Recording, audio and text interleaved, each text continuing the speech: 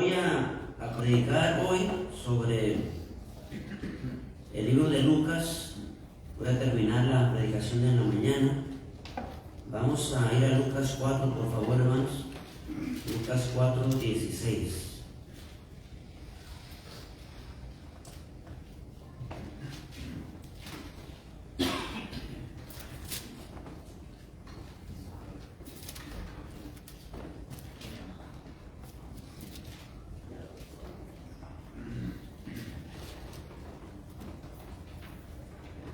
Lucas 4, 16. Cuando lo encuentren, puede decir amén, hermano. Amén. Voy a leer, para no explicar mucho, voy a leer del 14, perdón, del 16 en adelante. Sígueme con su vista nada más, por favor. Dice: vino a Nazaret, donde se había criado, y en el día de reposo entró en la sinagoga, conforme a su costumbre, y se levantó a leer, y se le dio el libro del profeta Isaías, y habiendo abierto el libro, halló el lugar donde estaba escrito: el Espíritu del Señor está sobre mí, por cuanto me ha ungido para dar buenas nuevas a los pobres, me ha enviado a sanar a los quebrantados de corazón, a pregonar libertad a los cautivos y vista a los ciegos, a poner en libertad a los oprimidos, a predicar el año agradable del Señor. Y enrollando el libro, lo dio al ministro y se sentó, y los ojos de todos en la sinagoga estaban fijos en él. Y comenzó a decirles: hoy se ha cumplido esta escritura delante de vosotros. Hago una pausa rápido. Cristo vino a Nazaret, va a la iglesia, ¿verdad? Lo que es la sinagoga prácticamente, y se para hacer la lectura. Le dan a Isaías y él busca este pasaje en donde enlista las características de su ministerio terrenal y dice: esto que acabo de leer se trata de mí, yo soy el que va a hacer esto, yo soy el Salvador, yo soy el Rey de los judíos, yo soy el Mesías. Y enrolló el libro. Entonces, después de leerlo, se sentó. Y así como era el servicio de ellos, alguien leía primero parte de la ley, después leía a uno de los profetas, y el que leía al profeta se sentaba y exponía el pasaje que leyó. Entonces Cristo se sienta y lee, y más bien expone el pasaje que leyó de Isaías, y dice que él les dijo a los judíos que estaban ahí que esa profecía se estaba cumpliendo en ese momento con él. En el versículo 22 dice: y todos daban buen testimonio de él, estaban maravillados de las palabras de gracia que salían de su boca, y decían: ¿no es este el hijo de José? En la mañana miramos que esa sorpresa o lo maravillado que ellos estaban no era en un sentido positivo, sino negativo. Ellos estaban diciendo: ¿cómo es que este hombre está hablando de esta manera? ¿Cómo es que él dice que la profecía está cumpliendo en él, que él es el Salvador? O sea, sí, enseñó muy bien, expuso muy bien. Todo lo que escuchamos fueron palabras de gracia, pero ¿qué no es este el hijo de don José que vive aquí a la vuelta? ¿Qué no es el muchacho que vino a poner los gabinetes aquí? El trabajo que nos hicieron. ¿No es el hijo del carpintero? ¿Cómo es que él va a ser el que va a hacer esto? Él va a dar buenas nuevas a los pobres, a sanar quebrantados de corazón, él va a libertar a cautivos, él va a dar vista a los ciegos. ¿Cómo va a hacer eso él? Y miramos en la mañana la actitud de incredulidad, ¿verdad? Hoy vamos a mirar una segunda actitud que tomaron los judíos que escucharon a Cristo, y vamos a aprender algo en cuanto a eso. Vamos a seguir leyendo primero para terminar. En el versículo 23, Cristo dijo: él les dijo: sin duda me diréis este refrán: médico, cúrate a ti mismo. De tantas cosas que hemos oído que se han hecho en Capernaum, haz también aquí en tu tierra. Y añadió: de cierto os digo que ningún profeta es acepto en su propia tierra. Y en verdad os digo que muchas viudas había en Israel en los días de Elías, cuando el cielo fue cerrado por 3 años y 6 meses, y hubo una gran hambre en toda la tierra, pero a ninguna de ellas fue enviado Elías, sino a una mujer viuda en Sarepta de Sidón. Y muchos leprosos había en Israel en tiempo del profeta Eliseo, pero ninguno de ellos fue limpiado, sino Naamán el sirio. Al oír estas cosas, todos en la sinagoga se llenaron de ira. Bueno, una cosa que no voy a mencionar ni hablar de eso durante la predicación es el hecho de que Cristo estaba pasando una situación y él rápido, así como en el desierto, en cada tentación, él contestó ¿con qué? Con Biblia, con palabra de Dios, con escritura. Aquí él está en la sinagoga, ahora está siendo criticado, menospreciado, la gente no cree en él, y rápidamente miramos que él, vienen a su mente 2 pasajes del Antiguo Testamento que no estaban necesariamente juntos, pero que le ayudaban y que los iba a utilizar para responder a esos judíos que estaban menospreciándolo, que estaban no creyendo en él. Y hermano, qué bueno es conocer las historias de la Biblia, los personajes bíblicos, porque en nuestra vida diaria pasan situaciones que el Espíritu Santo puede usar nuestro conocimiento bíblico para decirnos, mira, ahí te va Eliseo, ahí te va Zaqueo, ahí te va el rico, ahí te va este. Y agarramos la historia y nos ayuda el Espíritu Santo a aplicarlo y a saber hacerle frente a cualquier situación con palabra de Dios. ¿Qué mejor manera de hacerle frente a cada situación si no es con palabra de Dios? Amén, hermanos.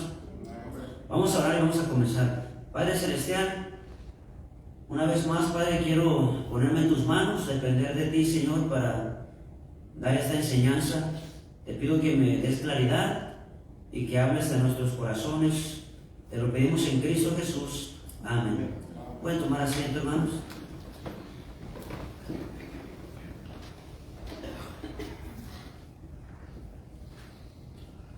En la mañana miramos, hermanos, que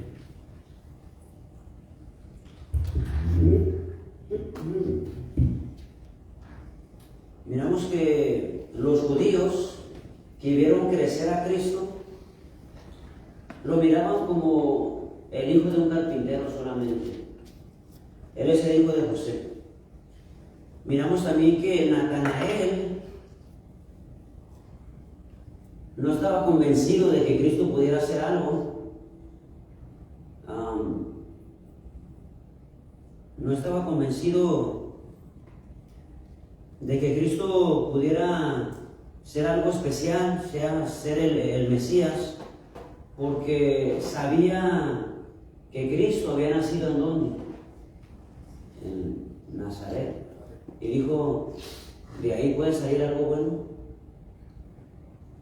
Y miramos que Cristo fue cuestionado en su origen, como el hijo de José, de esta familia pobre, él va a ser el Mesías. Un hombre nacido ahí en ese pueblo tan pequeño y insignificante, él va a ser el Mesías. Y miramos que cuando Dios nos llama a hacer algo, nunca va a faltar las personas que no crean en nosotros. Por nuestra apariencia, por nuestra poca experiencia, por nuestro poco conocimiento, por lo que sea, por nuestra nacionalidad, por nuestra raza. No va a faltar quien nos menosprecie y quien no crea en nosotros. Pero aprendimos que cuando es Dios el que nos llama, el que nos prepara, el que nos capacita y el que nos promete estar con nosotros, cuando es Dios el que nos ha elegido para algo, cuando Dios nos ha aprobado, no importa si la gente nos aprueba o nos reprueba. Amén, hermanos. Amén, amén. Cristo dijo, el Espíritu del Señor está sobre mí. Y Él me ha ungido y Él me ha enviado. Y como ha sido Dios, que los judíos lo reprueben, no tenía mucha importancia. Entonces vamos a mirar la segunda parte, hermanos, de la reacción de los judíos. Los judíos que estaban en la sinagoga, cuando Cristo habló de que esa profecía se cumplía en él. En el versículo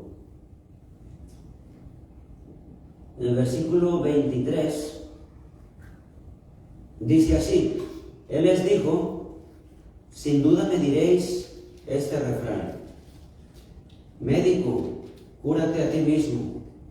De tantas cosas que hemos oído que se han hecho en Capernaum, haz también aquí en tu tierra. Cristo no dijo que ellos le dijeron eso, sino que Cristo está leyendo los ojos, las mentes de los judíos que están en la sinagoga. Él conoce los pensamientos de ellos y dice: sin duda me diréis este refrán: médico, cúrate a ti mismo. Y Cristo está diciendo: ustedes están pensando que yo fui a otras ciudades, como mencionamos en la mañana, en Nazaret, Capernaum, Judea, Samaria, y allá hice milagros. En Caná convertí el agua en vino. Y ustedes están pensando que yo ando haciendo milagros en otras partes y soy un candil en otras ciudades y oscuridad en Nazaret, en mi ciudad.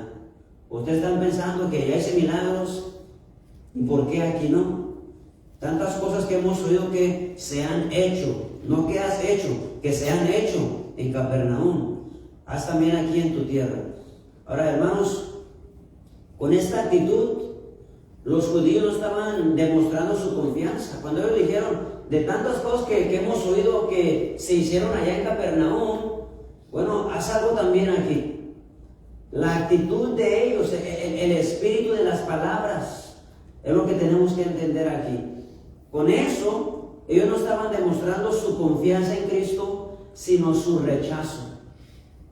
No estaban demostrando su confianza, no lo estaban suplicando que tuviera misericordia de los enfermos que había ahí en Nazaret. Jesús, por favor, te pedimos que obres y que hagas milagros, porque mira, estamos en necesidad, te necesitamos, y ahí postrados delante de Él.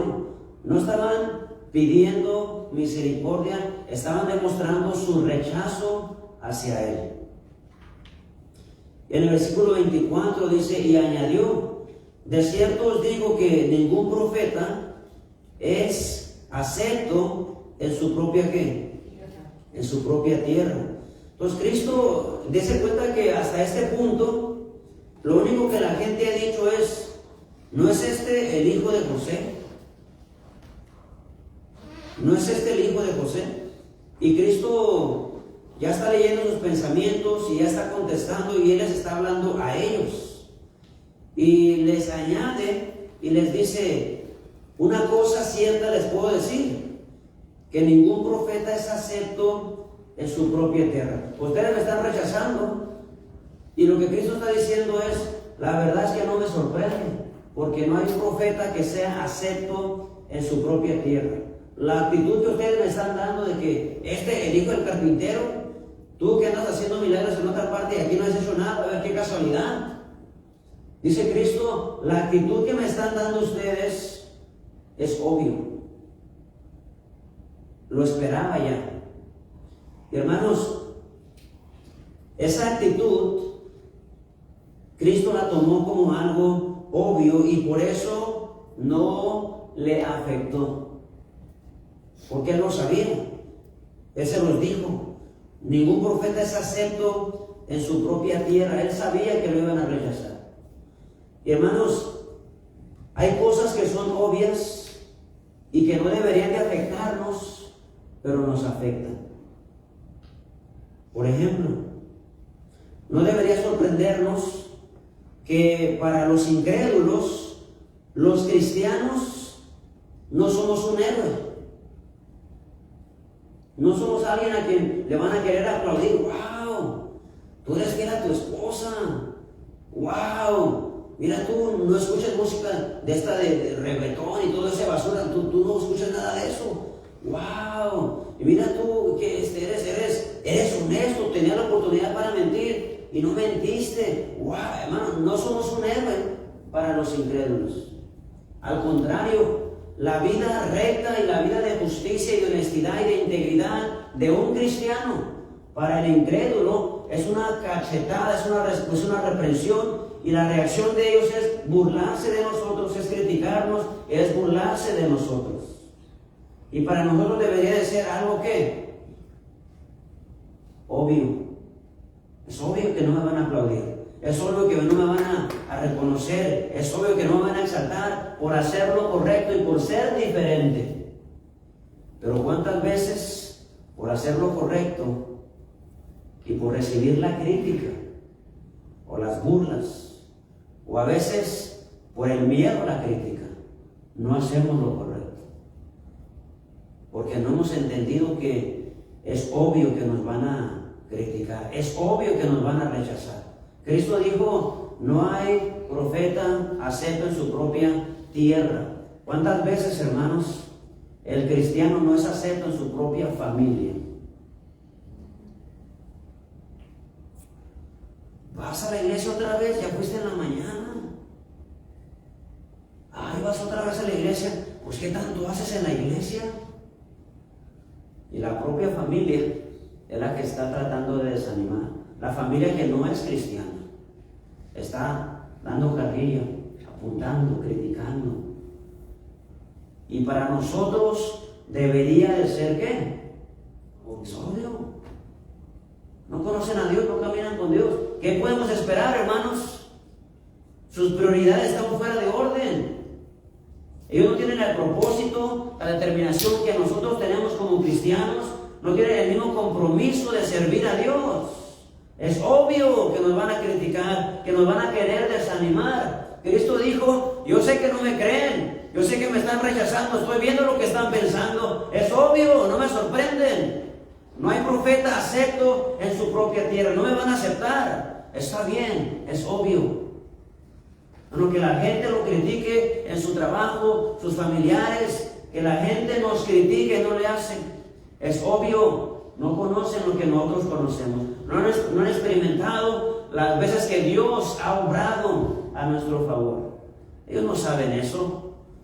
Es obvio que nos critiquen, no le hacen, no tiene por qué afectarnos.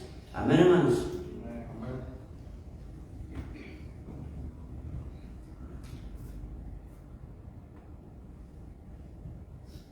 Cristo aceptó lo obvio, abrazó lo obvio, lo asumió y no dejó que le afectara.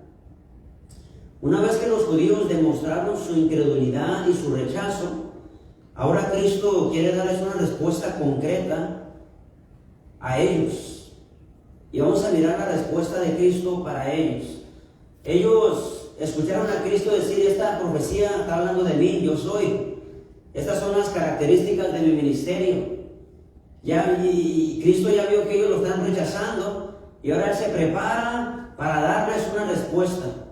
Y la respuesta que Cristo les dio, se las dio usando dos ejemplos del Antiguo Testamento, dos historias del Antiguo Testamento, una seguida de otra. Y como hemos hablado, una historia y la otra tienen cosas en común, que las dos cosas significan una sola. Vamos a mirarlo, vamos a entenderlo. Mira el versículo 25, hermano. Aquí va la primera historia, mire. Y en verdad os digo que muchas viudas en Israel, muchas viudas había, ¿en dónde, hermanos? No, ponga atención a las palabras aquí. En verdad os digo que muchas viudas había en Israel en los días de Elías, cuando el cielo fue cerrado por 3 años y 6 meses, es decir, no hubo lluvia y hubo gran hambre en toda la tierra, pero a ninguna de ellas fue enviado Elías, sino a una mujer viuda en Sarepta de Sidón. Segundo ejemplo, y muchos leprosos había en Israel en tiempo del profeta Eliseo. Muchos leprosos había, ¿en dónde? En Israel, en tiempo del profeta Eliseo. Pero ninguno de ellos fue limpiado, sino Naamán el sirio. Hermanos, lo que Cristo les dijo, ellos lo entendieron pronto. Mira el versículo 28. Al oír estas cosas, todos en la sinagoga lo felicitaron. ¿No, verdad? Dese cuenta, hermano, yo me sorprendí. que tan rápido lo entendieron. Yo no lo entendí tan rápido. Leí la historia de Elías, de la viuda y de Eliseo, Naamán, y dije, ¿qué está diciendo? Y el siguiente versículo, los judíos están enojados, están furiosos. Ya dije, ay, ellos sí lo entendieron. Yo no lo entendí. Pero ellos lo entendieron tan pronto que estaban ya enfurecidos. ¿Qué les dijo Cristo, hermano, con esas dos historias que los enfureció? ¿Qué hay en común en esas dos historias? Hermanos, dialoguemos. ¿Qué tienen en común esas dos historias? Dice, muchas viudas había en Israel. Esa viuda vivía en Israel. Y luego en el 27 dice, muchos leprosos había en ¿dónde? En Israel. Entonces una cosa que vemos en común es que está hablando de qué clase de gente, de qué raza de gente. De israelitas, ¿verdad? De hebreos, de israelitas. Y los segundos personajes que introducen son ¿qué? Miren el primer ejemplo. Primero menciona la viuda, las viudas de Israel, y en el versículo 26 dice, pero a ninguna de ellas, de esas viudas israelitas, a ninguna de ellas fue enviado Elías, sino a una mujer viuda en Serepta de Sidón. Una mujer, una viuda, hambrienta también, pero no israelita. No israelita. Ahora hace lo mismo en el segundo ejemplo. Muchos leprosos había en Israel en el tiempo de Eliseo, pero ninguno de ellos fue limpiado, sino Naamán, el sirio, no israelita. Y lo que Cristo le está diciendo, hermanos, es que en el Antiguo Testamento el pueblo de Israel, por su incredulidad, por su dureza de corazón, por rechazar el señorío de Jehová de los ejércitos, se habían perdido de bendiciones. Y Dios había determinado dárselas a gentiles que confiaron en Él.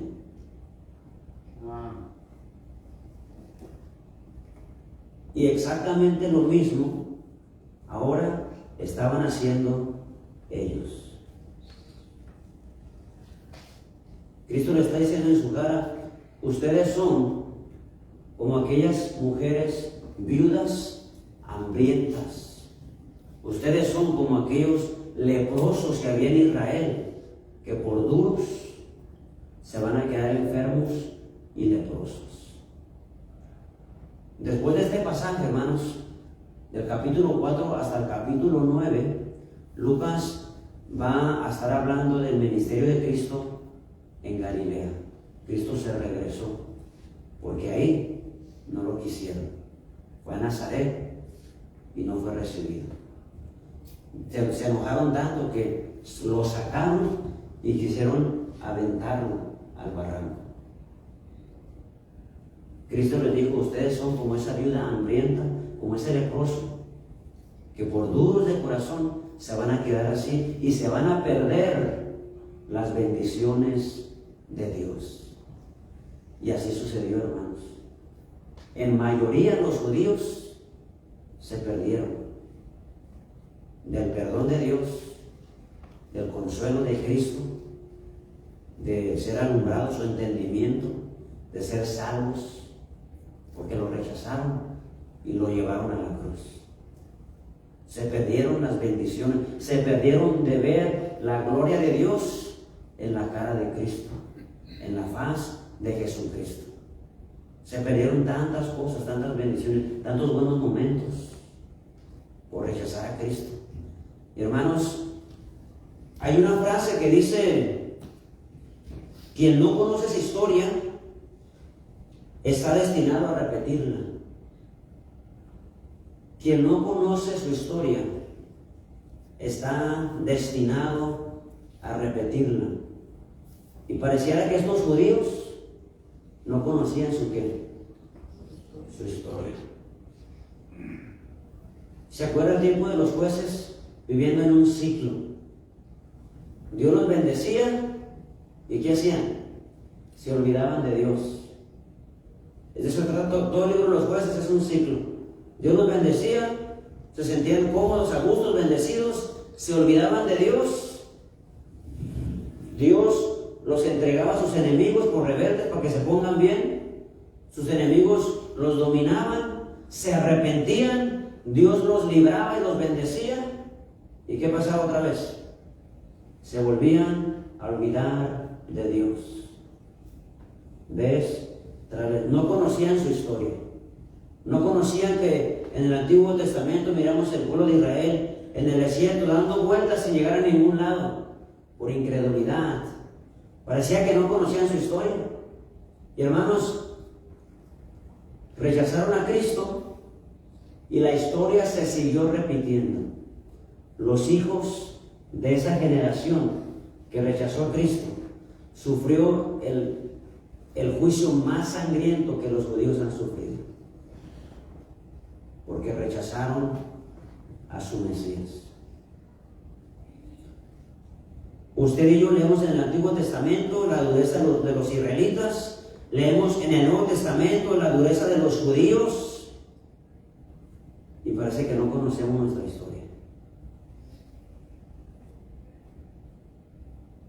Parece que no nos hemos enterado de cuáles son las consecuencias de endurecernos, de rechazar su señorío. Parece que no hemos entendido que nos vamos a perder de lo mejor de la vida al rechazar su señorío y no someternos a él.